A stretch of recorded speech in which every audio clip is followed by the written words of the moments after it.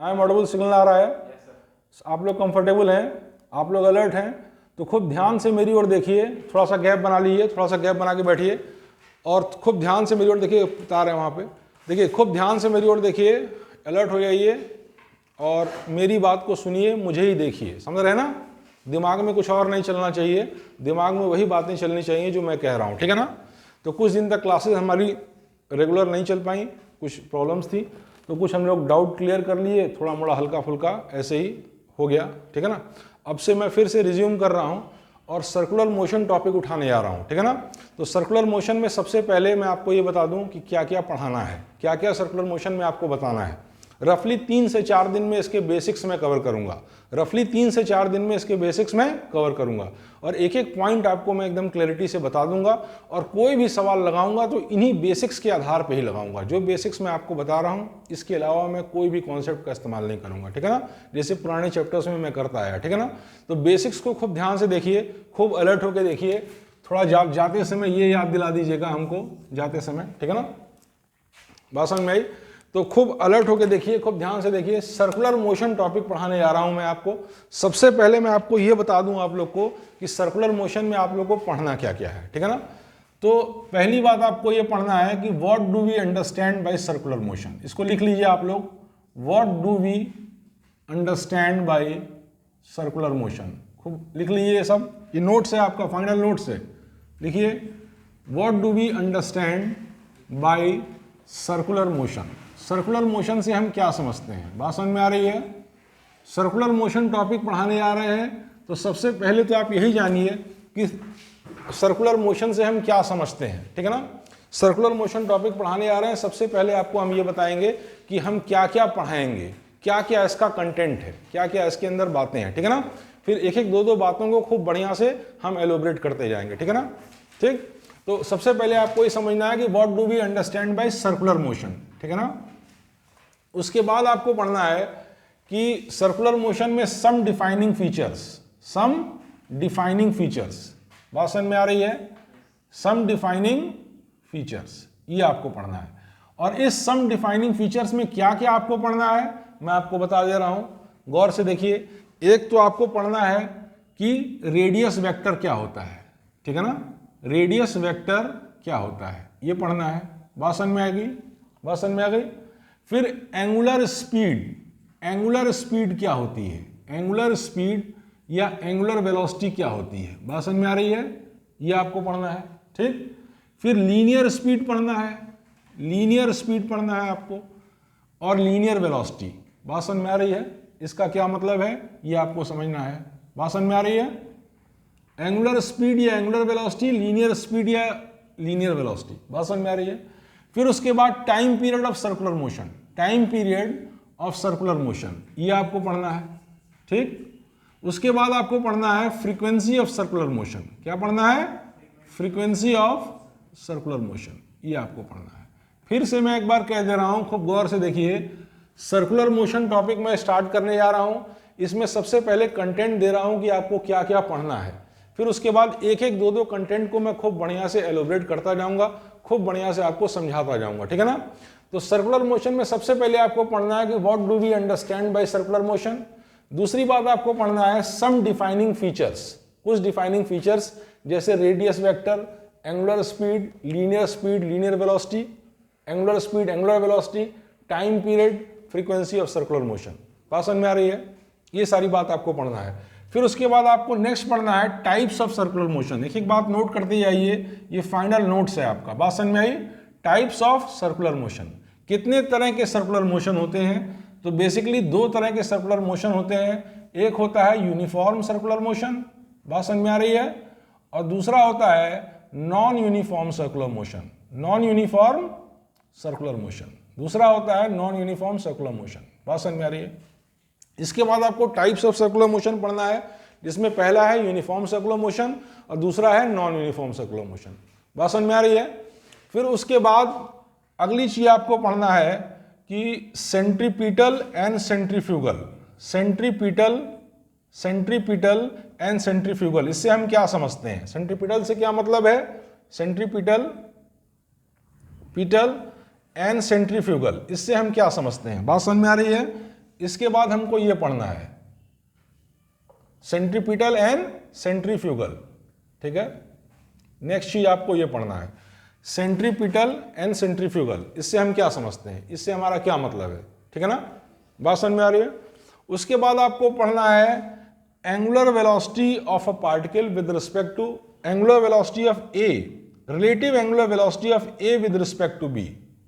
कोई particle A है और कोई पार्टिकल बी है, तो angular velocity of particle A with respect to angular velocity of particle B, ठीक है ना। जैसे आपने relative velocity of A with respect to B पढ़ा था, V A minus V B, तो ओमेगा ए बी क्या होता है ये आपको समझना है, ठीक है ना। What is omega A B, omega A B से हम क्या समझते हैं, मतलब relative velocity of A with respect to B. इस तरह से हम लिख दे रहे हैं, देखिए relative angular velocity, relative angular velocity, angular velocity, velocity of A with respect to B, with respect to B, इसको ओमेगा ए बी कहते हैं। इसको क्या कहते हैं, omega A B. Relative angular velocity of A with respect to B, इसको omega A B कहते हैं, ठीक है ना। उसके बाद नेक्स्ट आपको पढ़ना है डिफरेंस बिटवीन, डिफरेंस बिटवीन, जल्दी जल्दी लिखिए, डिफरेंस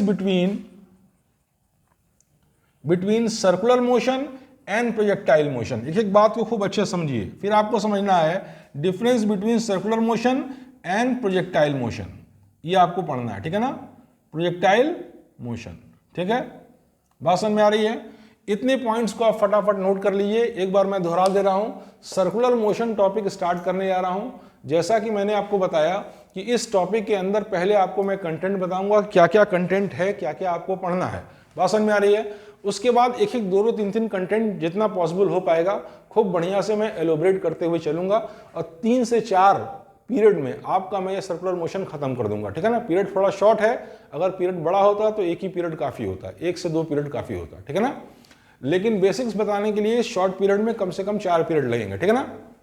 तो उसके बाद मैं न्यूमेरिकल्स पे आ जाऊंगा, और जैसे ही हमने स्ट्रेटजी डिजाइन की है कि हम जो है पहले मेडिकल पास्ट ईयर्स लगाएंगे, मेडिकल के पास्ट ईयर्स क्वेश्चंस लगाएंगे, आईआईटी अभी टच नहीं करेंगे, क्योंकि आईआईटी टच करेंगे तो काफ़ी टाइम लगेगा, और हम चाहते हैं विद इन 1 मंथ आपका एटलीस्ट हम ग्रेविटेशन तक सारे बेसिक्स कर दें, है ना। और कोरे बेसिक्स करेंगे बिना एक को न्यूमेरिकल के तो वो भी अच्छा नहीं लगेगा, तो इसलिए हमने सोचा है कि बेसिक्स बताएं और साथ में आपको एटलीस्ट मेडिकल पास्ट ईयर्स लगा दें। बात समझ में आ रही है, इतना काम कर दें, और फिर आप लोग हाफ ईयरली देकर जब आएंगे तो फिर हम आईआईटी वाला ऐड कर देंगे उसमें। बात समझ में आ रही है। तो देखिए सर्कुलर मोशन टॉपिक मैंने स्टार्ट किया। सबसे पहले मैं आपको कंटेंट बता रहा हूं क्या क्या पढ़ाना है इसमें। सबसे पहले मैं आपको बताऊंगा what do we understand by circular motion, सबसे पहले आपको ये बताऊंगा। उसके बाद मैं आपको बताऊंगा सम डिफाइनिंग फीचर्स, यानी सर्कुलर मोशन में अगर हम कहें रेडियस वेक्टर तो इससे आप क्या समझेंगे, ये बात आपको एकदम क्लियर होनी चाहिए। उसके बाद एंगुलर स्पीड या एंगुलर वेलोसिटी कहें तो आप इसका क्या मतलब है आप समझ जाइए। साथ में एंगुलर लीनियर स्पीड और लीनियर वेलोसिटी टर्म का जब इस्तेमाल करें तो इसका क्या मतलब है आप समझ जाएं। फिर time period of circular motion हम इस्तेमाल करें तो आप समझ जाएं। साथ में फ्रीक्वेंसी ऑफ सर्कुलर मोशन इस्तेमाल करें तो आप समझ जाएं, इसका क्या मतलब है ये आपको बताऊंगा, ठीक है ना। उसके बाद एक बात और भी है कि इसमें आपको क्या पढ़ना है, एंगुलर डिस्प्लेसमेंट। एंगुलर डिस्प्लेसमेंट भी ऐड कर दीजिए। एंगुलर डिस्प्लेसमेंट क्या होता है ये भी हम बताएंगे। एंगुलर डिस्प्लेसमेंट क्या होता है ये भी हम बताएंगे। बात समझ में आ रही है, बात समझ में आ रही है। उसके बाद नेक्स्ट चीज आपको बताएंगे types of circular motion. Circular motion कितने तरह का होता है, यूनिफॉर्म सर्कुलर मोशन और नॉन यूनिफॉर्म सर्कुलर मोशन, ठीक है ना, इसके बारे में बताएंगे। फिर उसके बाद आपको बताएंगे सेंट्रीपिटल और सेंट्रीफ्यूगल से हमारा क्या मतलब है। अगर हम कहें सेंट्रीपिटल तो उससे हम क्या समझते हैं, और हम कहें सेंट्रीफ्यूगल तो उससे हम क्या समझते हैं। बात समझ में आ रही है। फिर आपको बताएंगे relative angular velocity of A with respect to B, यानी कि एक पार्टिकल ए है उसकी पार्टिकल बी के रिस्पेक्ट में क्या रिलेटिव एंगुलर वेलोसिटी होगी, इसको ओमेगा ए बी से हम डिनोट करते हैं। इसके पहले हम relative linear velocity of A with respect to V ये हम बता चुके थे। इसके पहले relative linear velocity of A with respect to B बता चुके थे, V A minus B B. अब मैं आपको बताऊंगा relative angular velocity of A with respect to B. बात समझ में आ रही है। ये सब बेसिक्स एकदम जान जाइए। अगर कहीं क्वेश्चन पूछेगा तो इन्हीं सब बातों का इस्तेमाल होगा, और जितनी बातें मैं बता रहा हूं इसके अलावा मैं किसी भी कॉन्सेप्ट का इस्तेमाल किसी भी न्यूमेरिकल में नहीं करूंगा। मैं बार बार ये कह रहा हूं और पहले मैं ऐसा करके दिखा चुका हूं, ठीक है ना। तो अब नेक्स्ट चीज देखिए, नेक्स्ट आप पढ़ेंगे difference between circular motion and projectile motion.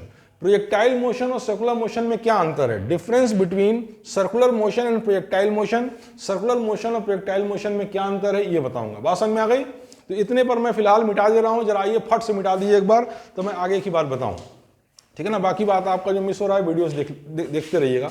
इधर देखिए, मेरी ओर देखिए, इसके बाद जो मैं बातें बताऊंगा मेरी ओर आप लोग सुनते रहिए, ये मिटा रहे हैं, ये वीडियोस देख लेंगे।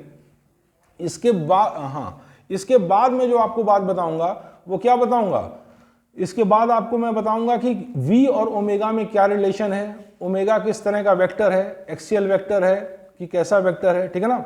उसके बाद मैं आपको सेंट्रीपिटल फोर्स और क्या कहते हैं, सेंट्रीपिटल फोर्स और सेंट्रीपिटल एक्सेलरेशन के बारे में बताऊंगा, ठीक है ना। और उसके बाद जब नॉन यूनिफॉर्म सर्कुलर मोशन पढ़ाऊंगा तो उसमें क्या बताऊंगा आपको क्या बताऊंगा, टेंजेंशियल एक्सेलरेशन और सेंट्रीपिटल एक्सेलरेशन और नेट एक्सेलरेशन के बारे में बताऊंगा। और नेट एक्सेलरेशन जो है क्या कहते हैं, टेंजेंशियल एक्सेलरेशन या लीनियर वेलोसिटी से क्या एंगल बनाता है, ये सब भी बताऊंगा, ठीक है ना। क्या क्या बताऊंगा उसको सुन लीजिए, ठीक है ना। उसके बाद नेक्स्ट मैं आपको जो चीज़ बताऊंगा वो ये बताऊंगा कि बैंकिंग ऑफ रोड्स। जैसे मान लीजिए कि जब आप सर्कुलर टर्न पे एक शार्प, जब सर्कुलर रोड पे एक शार्प टर्न लेते हैं तो क्या होता है, आपको एक सेंट्रीपिटल फोर्स की जरूरत होती है। तो हम पहले समझा चुके हैं कि सेंट्रीपिटल फोर्स क्या होता है, एक बेसिक फोर्स नहीं होता है। सेंट्रीपिटल फोर्स एक क्या होता है, डिराइव्ड फोर्स होता है, कहीं फ्रिक्शन से, कहीं टेंशन से, कहीं नॉर्मल से, कहीं ग्रेविटेशनल फोर्स से हम सेंट्रीपिटल फोर्स को डिफरेंट कंडीशंस में डिराइव करते हैं। बात समझ में आई? तो अगर हम किसी शार्प टर्न पे मुड़ रहे हैं तो शार्प टर्न कैसा होगा, सर्कुलर होगा। अगर मान लीजिए हम ऐसे जा रहे हैं और एकाएक ऐसे मुड़ जाते हैं तो सर्कुलर टर्न पे हम मुड़ेंगे। तो सर्कुलर टर्न पे मुड़ने के लिए हमको क्या चाहिए, सेंट्रीपिटल फोर्स, ठीक है ना। सेंट्रीपिटल फोर्स कौन देगा, हाँ, या तो फ्रिक्शन देगा और या तो कौन देगा, नॉर्मल। हम और मतलब फ्रिक्शन भी दे सकता है, नॉर्मल भी दे सकता है और दोनों भी दे सकते हैं। हाँ हाँ, या तो केवल फ्रिक्शन ही, अगर फ्रिक्शन ही सफिशिएंट है तो वही दे देगा, नहीं तो बैंक रोड की बैंकिंग कैसे होती है वो सब समझाएंगे, तो वो नॉर्मल भी देगा। रोड को बैंक करने पर बैंकिंग ऑफ रोड से हमारा क्या मतलब, ये सब समझाएंगे, ठीक है ना। फिर आपको डिस्कस करेंगे कि मिनिमम मैक्सिमम स्पीड क्या होनी चाहिए एक टर्न पर। एक टर्न पे अगर कोई व्हीकल टर्न कर रही है तो मिनिमम और मैक्सिमम स्पीड कितनी होनी चाहिए, ये हम डिस्कस करेंगे, ठीक है ना। उसके बाद हॉरिजॉन्टल सर्कुलर मोशन के बारे में डिस्कस करेंगे और फिर वर्टिकल सर्कुलर मोशन के बारे में डिस्कस करेंगे, और तब जाके आपका सर्कुलर मोशन के सारे कॉन्सेप्ट्स बेसिक लेवल पे खत्म होंगे। बात समझ में आ रही है? उसके बाद हम सवालों पे आ जाएंगे, ठीक है। तो हम चीज़ों को थोड़ा सा लिख दे रहे हैं, हल्का फुल्का लिख दे रहे हैं, ठीक है। उसको आप देखिए। एक तो नेक्स्ट आप पढ़ेंगे रिलेशनशिप, नोट कर लिए ये सब बात, relationship between V and omega. V क्या है, लीनियर स्पीड, और ओमेगा क्या है, angular speed of a circular motion. बात समझ में आ रही है? Relationship between V and omega. V क्या है, लीनियर स्पीड, ओमेगा क्या है, एंगुलर स्पीड, ठीक है ना, सर्कुलर मोशन की। ये सब पढ़ेंगे। उसके बाद नेक्स्ट चीज हम आपको ये बता रहे हैं कि हम पढ़ेंगे सेंट्रीपिटल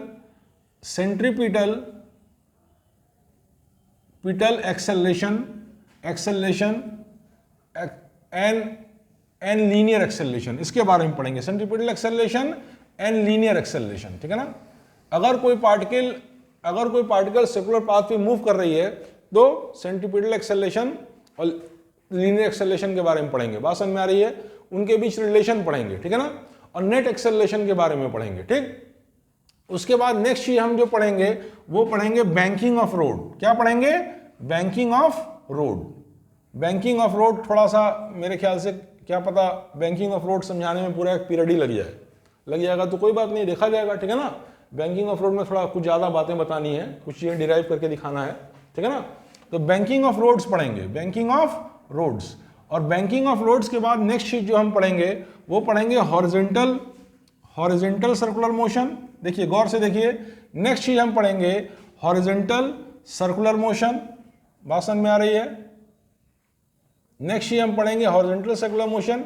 और लास्ट में हम पढ़ेंगे, इधर देखिए, वर्टिकल सर्कुलर मोशन, ठीक है, वर्टिकल सर्कुलर मोशन। और इस तरीके से आपका ये टॉपिक खत्म होगा। लास्ट में हम पढ़ेंगे वर्टिकल सर्कुलर मोशन, ठीक है ना। उसके बाद एक डिस्कशन और भी है, डेथ वेल और रोटर। इसका भी डिस्कशन कर लेंगे अलग से। डेथ वेल और रोटर, इसके बारे में भी डिस्कस कर लेंगे। एक बार मैं रिपीट कर दे रहा हूं इन सब बातों को, गौर से देखिए। तो इसके पहले जो मैंने लिखाया था इसके पहले जो मैं लिखा चुका हूं, उसके बाद मैं बताऊंगा relationship between V and omega. V और ओमेगा के बीच क्या रिलेशन है, ठीक है ना। ओमेगा का डायरेक्शन क्या होता है, एक्सियल वेक्टर है कि कैसा वेक्टर है, ये सारी बात डिस्कस करेंगे। और वी और ओमेगा में क्या रिलेशन है, ये सब डिस्कस करेंगे, ठीक है ना। उसके बाद नेक्स्ट आपसे डिस्कस करेंगे सेंट्रीपिटल एक्सेलरेशन और लीनियर एक्सेलरेशन। जब पार्टिकल सर्कुलर पाथ पे घूमती है तो उसके ऊपर सेंट्रीपिटल एक्सेलरेशन लगता है और लीनियर एक्सेलरेशन लगता है, इसके बारे में हम डिस्कस करेंगे, ठीक है ना।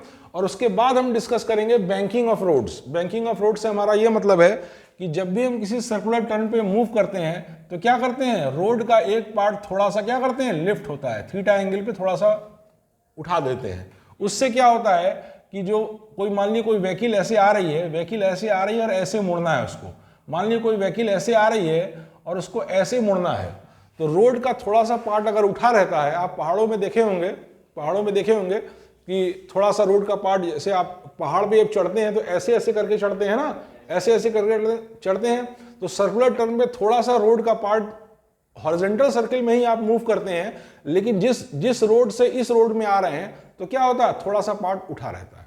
बात समझ में आ रही है। तो ये आपने कार रेसिंग में भी देखा होगा, कार रेसिंग में भी एकदम स्ट्रेट हॉरिजॉन्टल उस पर नहीं मूव करते हैं, थोड़ा सा रोड ऊपर बैंक्ड होती है, इसी को बैंकिंग कहते हैं, थोड़ा सा किसी एंगल पे टिल्टेड होती है। तो उससे क्या होता है कि हम उसका फायदा ये होता है कि यहाँ मुड़ने के लिए सेंट्रीपिटल फोर्स चाहिए, तो सेंट्रीपिटल फोर्स कौन कौन दे सकता है, फ्रिक्शन दे सकता है, बैंकिंग दे सकता है और दोनों दे सकती है। नॉर्मल लाइफ में दोनों का इस्तेमाल हम करते हैं, नॉर्मल लाइफ में फ्रिक्शन का भी इस्तेमाल करते हैं, बैंकिंग ऑफ रोड का भी इस्तेमाल करते हैं, ठीक है ना, मतलब ज्यादातर केसेस में। लेकिन केवल फ्रिक्शन भी दे सकता है, केवल बैंकिंग भी दे सकती है और दोनों भी दे सकती है, ठीक है ना। तो अब बैंकिंग से क्या होता है, ये थोड़ा सा उठ जाता है ये पार्ट, तो ये नॉर्मल रिएक्शन का एक कंपोनेंट जो है सेंट्रीपिटल फोर्स दे देता है। वो सब जब डिटेल में समझाएंगे तो आपको हर बातें एकदम साफ हो जाएंगी। बात समझ में आ रही है। तो इसी को कहते हैं बैंकिंग ऑफ रोड्स। अभी मैं थोड़ा मोड़ा बता दे रहा हूं कि इसके अंदर है क्या आपको पढ़ना है, जिससे आपकी थोड़ी क्यूरियोसिटी बनी रहे, आपको मजा आता रहे, ठीक है ना। और देखिए जब तक मजा नहीं आएगा आप सीख नहीं पाएंगे, तो मजा तो डिराइव करना पड़ता है, ठीक है ना, मजा तो डिराइव करना पड़ता है, आपको मजा लेना पड़ता है। जब मजा लेने लगते हैं और जब पढ़ाई में मजा आने लगता है तो आदमी वो कर जाता है जो नॉर्मली करना बहुत मुश्किल होता है, ठीक है ना। और मजा नहीं आएगा तो आप लंबे समय तक पढ़ नहीं पाएंगे, फिर आपकी किताब बंद हो जाएगी, ठीक है ना। तो इसमें थोड़ा सा मजा लेना सीखिए, थोड़ा सा अपने जिज्ञासु मन को खुला रखिए, थोड़ा सा आपके दिमाग में क्यूरियोसिटी बनी रहे, ये पढ़ना है वो पढ़ना है, एंथुजियाज्म बना रहे, ठीक है ना। और हमेशा ये सोचिए कि यू आर ब्लेस्ड कि आपको ऐसी अपॉर्चुनिटी मिल रही है, ठीक है ना। ज़्यादातर लोग ऐसे हैं जो आपकी तरह से भाग्यशाली नहीं है कि फीस उस देकर इस तरीके से आके क्लास कर सकें। बात समझ में आ रही है, मेरी बात समझ रहे हैं आप लोग। तो इसको आप समझिए, यू आर ब्लेस्ड कि आपको ये अपॉर्चुनिटी मिल रही है, ठीक है ना। पढ़ने का मौका मिलना ये सबको नहीं मिला है, ठीक है ना। आपको मिला है तो ये मतलब बहुत अच्छी बात है, बहुत मतलब ऊपर वाली कृपा है, ठीक है ना। तो अब आप नेक्स्ट चीज देखिए, बैंकिंग ऑफ रोड्स बताएंगे, फिर नेक्स्ट बताएंगे हॉरिजॉन्टल सर्कुलर मोशन, कि हॉरिजॉन्टल सर्कुलर मोशन क्या होता है, उसके डिफरेंट एस्पेक्ट्स को हम डिस्कस करेंगे। हॉरिजॉन्टल सर्कुलर मोशन की काफ़ी बातें हम रोटेशन मोशन में पढ़ चुके हैं और काफ़ी सवाल इस पे बेस लगा चुके हैं। आपको याद है कि मैंने बताया था कि ऐसे है और ऐसे ऐसे मूव कर रही है, ऐसे ऐसे मूव कर रही है। कोनिकल पेंडुलम का डिस्कस हुआ था कि ऐसे है, कार्य से तो ये देखिए ऐसे है, ऐसे कर करके है, हमने डिस्कस किया था, इस पे बेस्ड काफी क्वेश्चंस लगाए थे।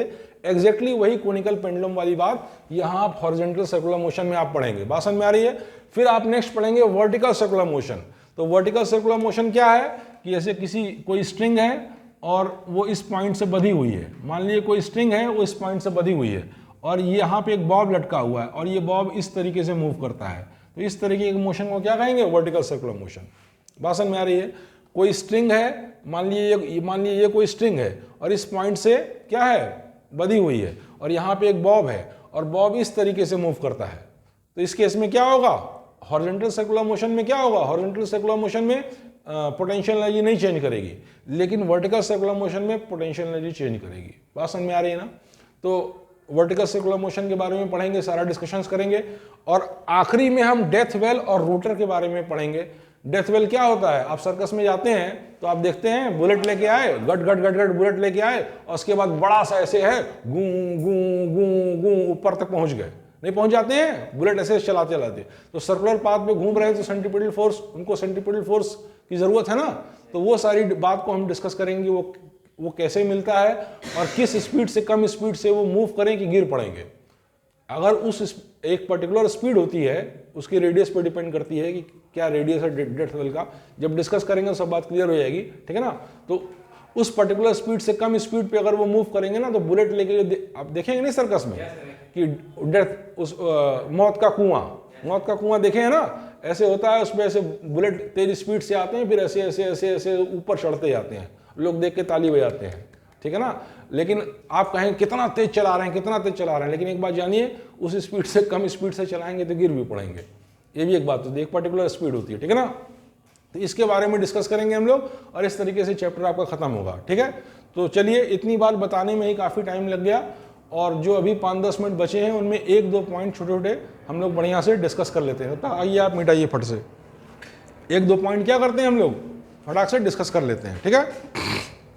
देखिए ऐसा है कि इनको मिटाने दीजिए, आप लोग ध्यान दीजिए जरा। देखिए अब हम सर्कुलर मोशन में 5 ही 7 मिनट बचा है, तो केवल 2 पॉइंट बता पाएंगे, केवल 2 पॉइंट खूब अच्छे से बता दे रहे हैं कि सर्कुलर मोशन से हम समझते क्या है, ठीक है ना। और दूसरी बात क्या है, दूसरा क्या लिखाए थे अभी, हाँ, सम डिफाइनिंग फीचर्स। यही 2 बातें हम बता दे रहे हैं, 2 पॉइंट आपका हो जाए, ठीक है ना। तो रफली 8-9 पॉइंट है, अगर 2 पॉइंट आज हो जाता है तो समझिए 3-4 दिन में हो जाएगा। बात समझ में आई, बात समझ में आई। तो चलिए 2 पॉइंट में खूब बढ़िया से आपको समझा रहा हूँ, खूब गौर से देखिए, खूब इत्मीनान से देखिए, और एक एक बात को 100% समझने का प्रयास करिए, ठीक है ना। प्रयास ना करिए, समझ ही जाएंगे आप, प्रयास करेंगे तो, ठीक है। और इसके अलावा कुछ ही चीज का इस्तेमाल किसी भी न्यूमेरिकल में नहीं होगा, ठीक है ना, किसी भी चीज का इस्तेमाल। यही इतने कॉन्सेप्ट्स हैं, ये कॉन्सेप्ट्स के साथ कोई कॉम्प्रोमाइज नहीं। सवाल तो हमसे भी फंस सकते हैं, सवाल तो किसी से भी फंस सकते हैं। कोई ऐसा टिपिकल कंडीशन दे दिया तो कोई भी फंस सकता है, तो मान ली तुरंत नहीं लगेगा, थोड़ी देर बाद लग जाएगा। बात समझ में आ रही है। लेकिन बेसिक्स के साथ कोई कॉम्प्रोमाइज नहीं, जो बेसिक्स होना चाहिए वो 100% क्लैरिटी से आपको आने ही चाहिए। इसमें आप एक्सक्यूज नहीं दे सकते हैं कि हमको ये नहीं पता है, यूनिफॉर्म सर्कुलर मोशन नहीं पता है, हमको नॉन यूनिफॉर्म सर्कुलर मोशन की बातें नहीं पता है। बातें एकदम साफ होनी चाहिए, फंडामेंटल्स एकदम क्लियर होने चाहिए, ठीक है ना। न्यूमेरिकल्स तो ये नहीं है कि सारे न्यूमेरिकल लगेंगे ही, कुछ 1-2% फंस भी सकते हैं। बात समझ में आ रही है, थोड़ी देर बाद लग जाएंगे, यही ना है। तो बेसिक्स के साथ, बेसिक्स में पूछूं तो मुझे बेसिक्स 100% आपको बताना पड़ेगा सवाल लगाते समय। बात समझ में आ रही है। और आप यहां से शुरुआत कर रहे हैं, अब आपको टेस्ट करेंगे हम, ठीक है ना। तो अब आप देखिए नेक्स्ट चीज, देखिए मैं आपको एक बात बता रहा हूं। सबसे पहली बात कि सर्कुलर मोशन से हम समझते क्या हैं, केवल इतनी ही बात मैं अभी क्लियर करूंगा कि सर्कुलर मोशन से हम समझते क्या हैं। तो उसको लिख लीजिए, व्हेनेवर अ पार्टिकल मूव्स, लिखिए, whenever a particle moves such that, whenever a particle moves such that, लिखिए फटाफट, whenever a particle moves such that its distance from a fixed or a moving point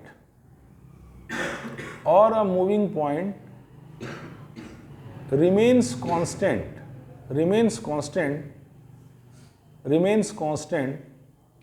then we say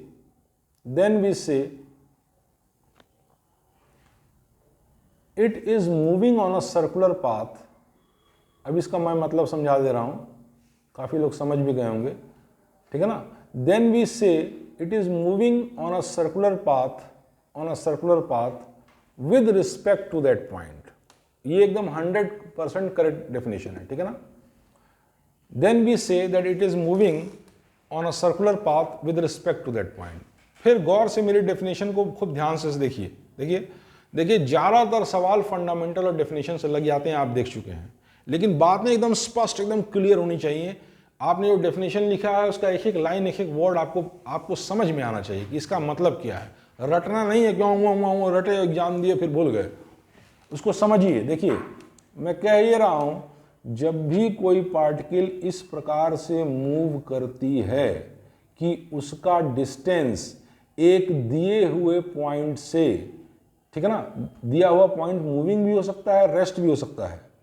दिया हुआ point क्या हो सकता है, moving भी हो सकता है, रेस्ट भी हो सकता है। दिए हुए पॉइंट से कांस्टेंट है हमेशा, तो हम कहेंगे कि वो सर्कुलर पाथ पे है उस पॉइंट के रिस्पेक्ट में। फिर से सुनिए, जब भी कोई पार्टिकल इस प्रकार से मूव करती है कि उसका डिस्टेंस एक गिवन पॉइंट से, वो गिवन पॉइंट जो है मूविंग भी हो सकता है, रेस्ट पे भी हो सकता है, उस गिवन पॉइंट से फिक्स है। एक पार्टिकल इस प्रकार से मूव करती है कि उसका डिस्टेंस एक गिवन पॉइंट से, जो कि मूविंग या रेस्ट कुछ भी हो सकता है, फिक्स डिस्टेंस पे हमेशा रहती है, तो उस पार्टिकल के मोशन को उस गिवन पॉइंट के रिस्पेक्ट में सर्कुलर मोशन कहते हैं। बात समझ में आ गई? इतनी बात क्लियर है, कोई दो राय नहीं है इसमें, एकदम स्पष्ट है, ठीक है ना।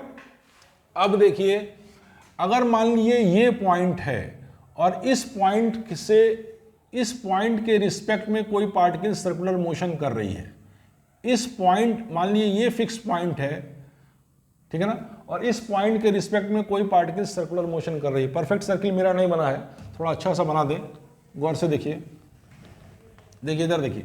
मान लीजिए कोई पार्टिकल एक पॉइंट के रिस्पेक्ट में, ये एक पॉइंट है, इसके रिस्पेक्ट में इस प्रकार से मूव कर रही है कि इस पार्टिकल का डिस्टेंस हमेशा इस पॉइंट से ये पार्टिकल हमेशा बराबर दूरी पे होती है, तो हम इस पार्टिकल के मोशन को सर्कुलर मोशन कहते हैं। इस पॉइंट के रिस्पेक्ट में, इस पॉइंट के रिस्पेक्ट में वो पार्टिकल किस पाथ पे है? सर्कुलर पाथ पे। बात समझ में आई? जो फिक्स्ड पॉइंट होगा जिसके रिस्पेक्ट में वो पार्टिकल सर्कुलर पाथ पे है, उसको कहेंगे सेंटर ऑफ द सर्किल। क्या कहेंगे? Centre of the circle. छोटी छोटी बातों को देखिए, और इन्हीं छोटी बातों से बड़े बड़े सवाल लगेंगे, जान लीजिए, इन्हीं छोटी बातों से। सेंटर ऑफ द सर्किल, उस फिक्स्ड पॉइंट को कहेंगे सेंटर ऑफ द सर्किल, ठीक है ना। अगर इसको मैंने O मान लिया तो सेंटर ऑफ द सर्किल क्या है? O। उस फिक्स्ड पॉइंट को कहेंगे सेंटर ऑफ द सर्किल, इस केस में पॉइंट O। बात समझ में आ रही है? और जो फिक्स डिस्टेंस है उस पॉइंट से उस पार्टिकल का ड्यूरिंग इट्स मोशन, उस फिक्स डिस्टेंस को कहेंगे रेडियस ऑफ द सर्किल। आप कहेंगे इतनी बात तो हम क्लास 9-10 से ही जानते थे, लेकिन इतनी कहानी बना के नहीं जानते थे, ठीक है ना। तो अप्रोप्रिएट डेफिनेशन जान लीजिए, अप्रोप्रिएट बात जान लीजिए, ठीक है ना। कोई पार्टिकल सर्कुलर पाथ पे है तो किसी रेफरेंस पॉइंट के रिस्पेक्ट में सर्कुलर पाथ पे होगी। बात में समझे? वो रेफरेंस पॉइंट मूविंग भी हो सकता है, रेस्ट भी हो सकता है। बात समझ में आ रही है? मेरी बात समझिए, ये अप्रोप्रिएट बात है। तो उस फिक्स डिस्टेंस को कहेंगे रेडियस ऑफ द सर्किल। मेरी बात समझ गए? इसको कैपिटल R से डिनोट करते हैं बाय कन्वेंशन। यहां तक की बात क्लियर हो गई? एकदम स्पष्ट है एकदम। अब देखिए, उस फिक्स्ड पॉइंट से पार्टिकल को ज्वाइन करने वाली लाइन, उस फिक्स्ड पॉइंट से, मान लीजिए पार्टिकल यहां पे है, तो उस फिक्स्ड पॉइंट से पार्टिकल को ज्वाइन करने वाली लाइन जो क्या कहलाती है? रेडियस वेक्टर या पोजीशन वेक्टर, ठीक है ना। उस पार्टिकल को सेंटर से ज्वाइन करने वाली लाइन क्या कहलाती है? रेडियस वेक्टर या पोजीशन वेक्टर, ठीक है ना। अब वेक्टर है तो डायरेक्शन भी होगा, तो इसका डायरेक्शन कहां होता है? पार्टिकल की ओर। रेडियस वेक्टर ये होता है, रेडियस वेक्टर वो नहीं होता है। बात समझ में आई? उस फिक्स्ड पॉइंट से उस पार्टिकल को ज्वाइन करने वाली लाइन क्या कहलाएगी? पोजीशन वेक्टर या रेडियस वेक्टर। तो वेक्टर है तो कुछ ना कुछ इसका डायरेक्शन भी होगा, तो डायरेक्शन कहां होता है? पार्टिकल की ओर होता है। बात समझ में आई? उस फिक्स्ड पॉइंट की ओर नहीं होता है। तो बताइए, रेडियस वेक्टर कांस्टेंट है कि वेरिएबल है सर्कुलर मोशन में? अरे रेडियस वेक्टर वेरिएबल है, वेक्टर है ना। जब यहां पे पार्टिकल है तो ये डायरेक्शन हुआ, जब यहां पे पार्टिकल है तो ये डायरेक्शन हुआ, जब यहां पे पार्टिकल है तो ये डायरेक्शन हुआ। रेडियस वेक्टर का मैग्नीट्यूड कांस्टेंट है, लेकिन डायरेक्शन वेरिएबल है। तो रेडियस एक वेक्टर है ना, तो रेडियस वेक्टर वेरिएबल है, रेडियस वेक्टर कांस्टेंट नहीं है। बात समझ में आ रही? इतनी बात एकदम क्लियर है, एकदम स्पष्ट है? अब मैं आपको, टाइम तो खत्म हो गया, लेकिन जब तक कोई ठकठकाता नहीं है, जब तक कोई चढ़ाई नहीं करता, तब तक हम अपना काम करते रहेंगे। लेकिन हमारी क्या गलती है? आओ, तुम्हारा टाइम है, आओ तो हम बंद कर देंगे, ठीक है ना। तब तक 2-4 पॉइंट और देख लीजिए, ठीक है ना। अब देखिए, मैंने आपको सबसे पहले बता दिया व्हाट इज सर्कुलर मोशन। ये एक छोटा सा पॉइंट मैंने एकदम क्लियर कर लिया, ठीक है ना। जितनी बात मैं बता रहा हूं इसके अलावा कुछ भी कहीं से ना पढ़िएगा, ना सुनिएगा, ना जानने की कोशिश करिएगा। मैं बार बार कह रहा हूं कि मेरा पढ़ने के बाद आप कोई किताब मत टच करिएगा। किताब टच करके आप टाइम वेस्ट करेंगे। बात समझ में आई? जो आपके काम की बात का निचोड़ है वो मैं ऑलरेडी 2, 4, 5 किताब का निचोड़ मेरे दिमाग में है, वो हम आपको बोल देते हैं, वो मैं आपको समझा देता हूं। और उतनी बातों से अब तक सवाल लगा और कठिन चैप्टरों का लगा, तो अब तो आसान चैप्टर हैं, क्यों नहीं लगेंगे? मेरी बात समझ में आ रही है? जितना मैं बोल रहा हूं इसके अलावा कोई ना किताब देखिए ना कुछ जानिए। हाँ, सवाल आप कहीं से लगा सकते हैं, सवाल आप एकदम फ्री है लगाने के लिए, ठीक है ना? तो कॉन्सेप्ट यही लगेगा ना। तो अब आप ध्यान से देखिए मैं आपको क्या समझा रहा हूं। व्हाट इज सर्कुलर मोशन मैं बता चुका हूं। अब उसके बाद सम डिफाइनिंग फीचर्स में सबसे पहले मैंने आपको रेडियस वेक्टर या पोजीशन वेक्टर समझा दिया।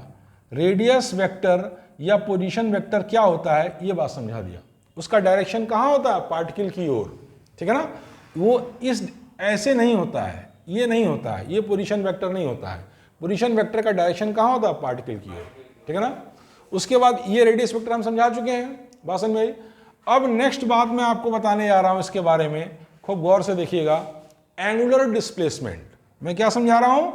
Angular displacement. एंगुलर डिस्प्लेसमेंट, ये समझिए। एंगुलर डिस्प्लेसमेंट क्या होता है? लीनियर डिस्प्लेसमेंट आप पहले से जानते थे, क्लास 9, 10 से ही जानते हैं।